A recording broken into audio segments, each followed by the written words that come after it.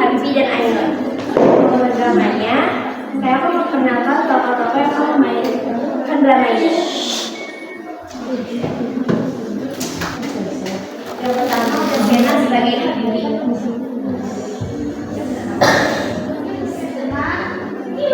Ada Iza sebagai Ainun. Esa sebagai Pak Guru.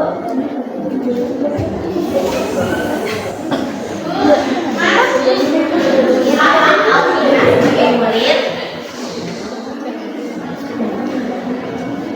Ayla sebagai murid dan mulia.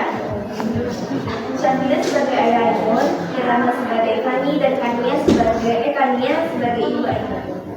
Dan saya sendiri, Dila sebagai narator. Selamat menyaksikan. Selamat menyaksikan.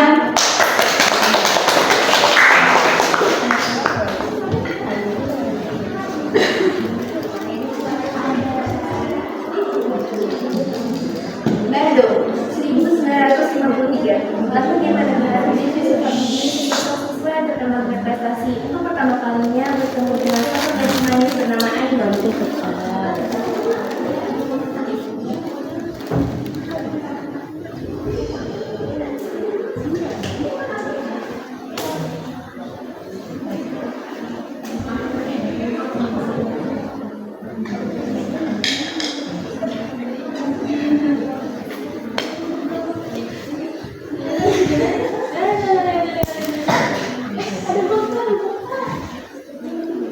Hei kamu, kenapa langit berwarna biru? Kamu? Nggak tahu, Pak. Habibie? Cahaya itu gelombang merah, kuning, oranye ada gelombang panjang, sedangkan biru ada gelombang pendek. Dan langit satu frekuensi dengan gelombang pendek. Jadi langit menahan dan mengaburkan warna biru langit. Itulah kenapa langit berwarna biru, Pak. Ada satu lagi yang bisa menjawab. Mana Ainun? Saya, Pak. Coba jelaskan kenapa langit berwarna biru. Bukan Mas sudah jelaskan, Pak. Ya sudah, jelaskan saja. Cahaya itu gelombang merah, kuning, oranye itu gelombang panjang, biru itu gelombang pendek. Sedangkan atmosfer itu satu frekuensi dengan gelombang pendek, yaitu warna biru. Jadi atmosfer itu menahan dan mengaburkan warna biru di langit. Itulah mengapa warna biru, Pak. Nah, memang jodoh kalian ini.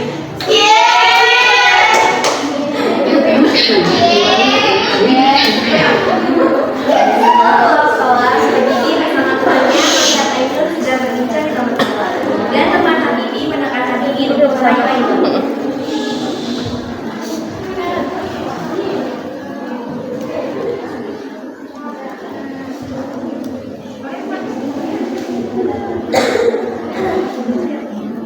Dia tuh ada Ainun, berani nggak kamu main dia?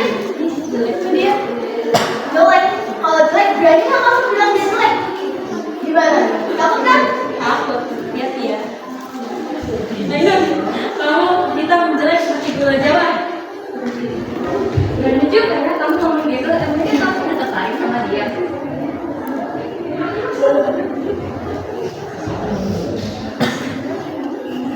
Sejak kejadian itu, The Bluetooth device is connected successfully. berencana melanjutkan studinya di Jerman. Sedangkan Ainun melanjutkan studinya di Universitas Indonesia dengan jurusan kedokteran. Beberapa tahun kemudian, setelah menyelesaikan studinya, Habibie kembali ke Indonesia dan dia bertemu Ainun.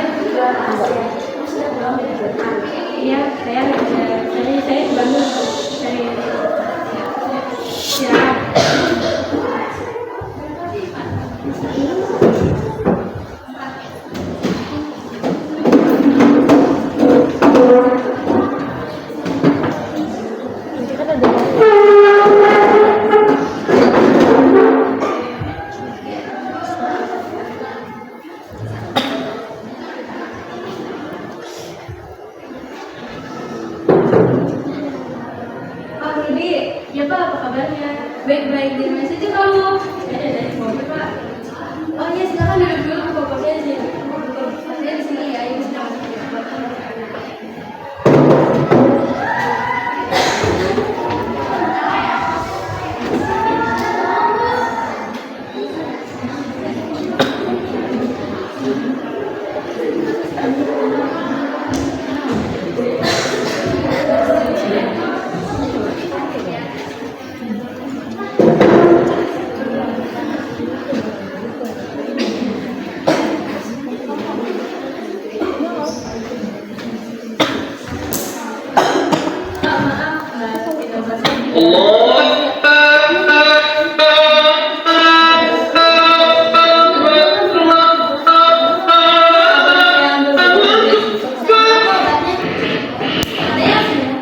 Kamu sakit ya di sana?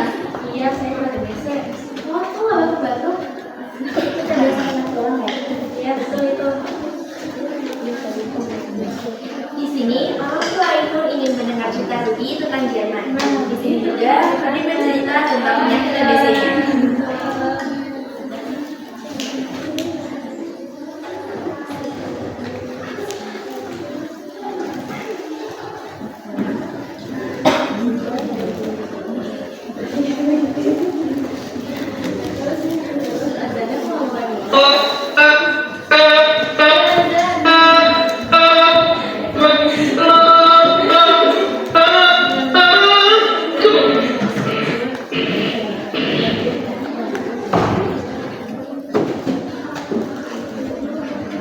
Kalau saya ajak kamu jalan-jalan, boleh nggak? Ainun, saya dengar kamu sudah jadi dokter ya? Iya, dokter umum. Tidak ada rencana jadi dokter spesialis. Mungkin baru beberapa bulan. Ainun, kalau saya ajak kamu jalan-jalan, keluar boleh nggak? Jalan-jalan. Iya.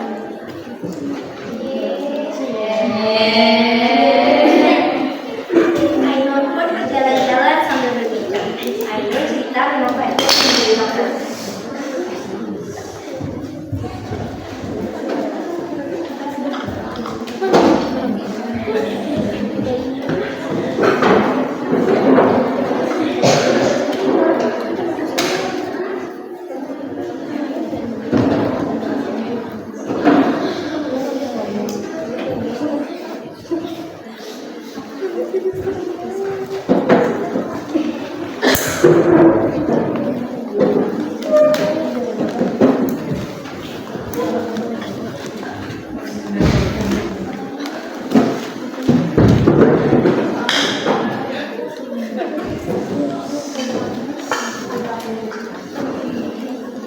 Kata teman aku mau musik dan tenang. Terus hidupin pada penduduk desa untuk membantu sekolah. Ketika pulang, benar-benar banyak sekali gambar. Aku menangis ketakutan, tapi ibu bilang, dia habis melihat gambar kaki dan dia terlihat sangat bahagia sekali. Karena itu, aku ingin menjadi dokter. Sudah jadi dokter kan? Iya, Ainun, kamu sudah punya teman yang khusus belum? kalau belum, Itu ada yang saya, kalau saya menjadi istri hanya kita berdua tanpa tangan keluarga. Saya tidak bisa menjadikan banyak yang terbaik. Tapi saya janji akan menjadi istri yang baik yang baik. kita bisa janji. Kita bisa janji menjadi istri yang baik. Nanti aku jadi dokter dan jadi dokter. Kemudian, mereka menikah dengan anak dua. Ainun pun ikut Habibi untuk tinggal di Jerman. Bukan di Jerman. Di Jerman, Ainun hamil. Habibi bekerja di perusahaan kereta api merancang mesin. Suatu hari, Habibi pulang kerja.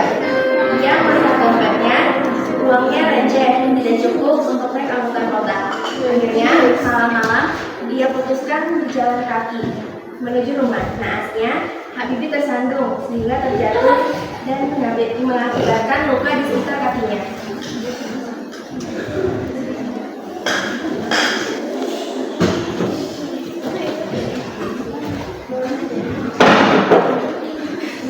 Kenceng amat.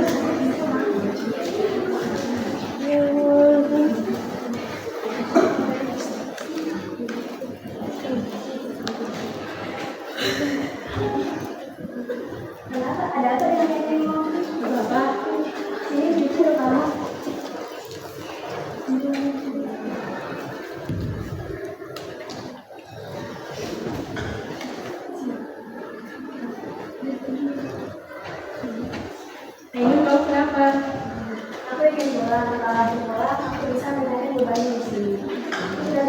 matahari dan kemudian pendek. Hidupku di Indonesia, hidupku di sini.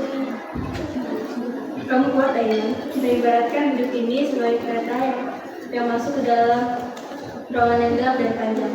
Tapi setiap ruangan itu pasti ada cahayanya di ujungnya. Dan saya membawa Aina ke cahaya itu.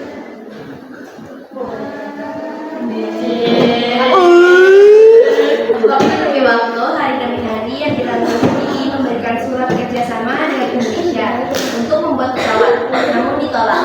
Hal itu membuat Habibie dan Ainun sedih hingga suatu hari Ainun jatuh sakit.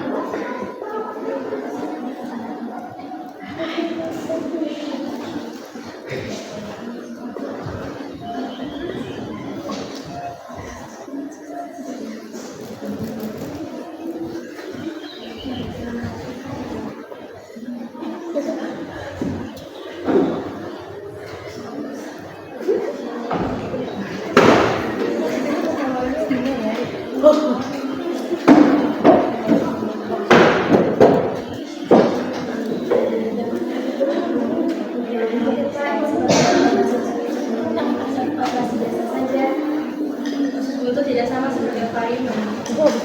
Hai Pak, aku dokter, kamu mau pesawat jangan tahu. Kamu dokter, aku mau pesawat. Kamu harus tahu.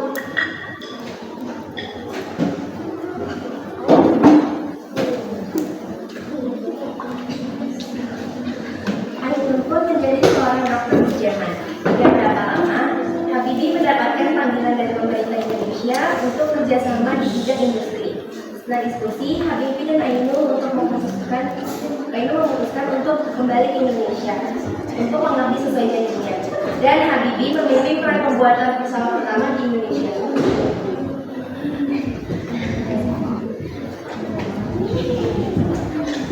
Bandung, 10 Agustus 1965. Akhirnya pesawat pertama diuji, diterbangkan dan berhasil.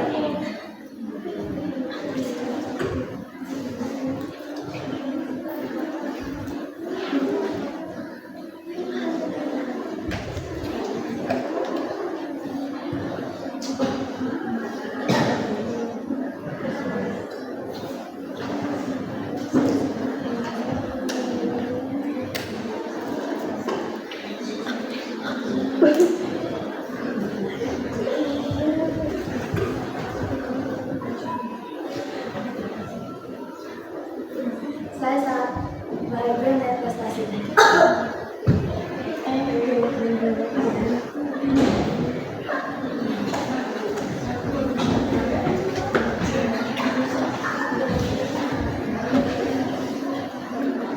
Indonesia, 21 Mei 1968. Habibie pun dipilih untuk menjadi Presiden Indonesia.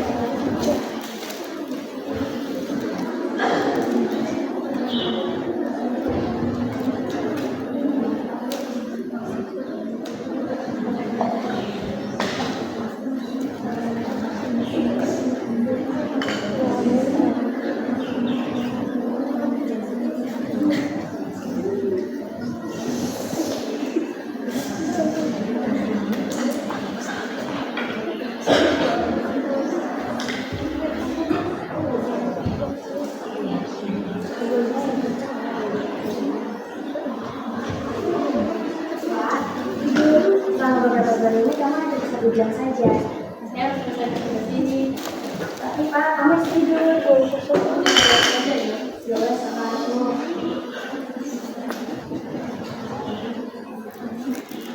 Ainun buka pintunya. Kamu itu memimpin negara. Kalau kamu tidak bisa pimpin bangsa ini, kalau kamu tidak bisa pimpin dirimu sendiri, bagaimana kalau kamu pimpin 200.000 orang? Tidak bisa. Rehatlah kalau kamu sakit. Rehatlah kalau kamu sakit, kamu tak akan bisa pimpin bangsa ini. Kamu itu adalah orang yang kepala yang pasti. Kamu adalah orang yang keras kepala dan yang paling bagus ya. Tapi di dalam budaya apa?